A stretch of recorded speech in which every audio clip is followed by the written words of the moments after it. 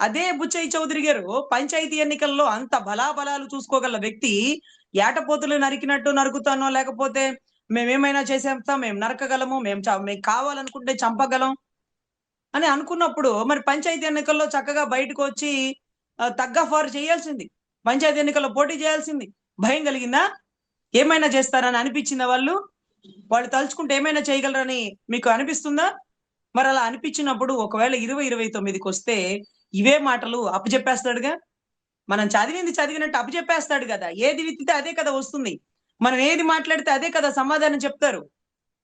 ఈ రోజు unauthorised constructions అంటూ ఎక్కడెక్కడ ఎక్కడెక్కడ కట్టడాలని కుప్పగూలుస్తుంటే, రేపు జగన్ గారి ప్రభుత్వం వస్తే, ఒకవేళ వస్తే 2029కి బుల్డోజర్లు బందర్లో తిరుగుతాయా? 365 రోజులు బందర్లో అనాథరైజ్డ్ కన్స్ట్రక్షన్ పడగొడతాయా?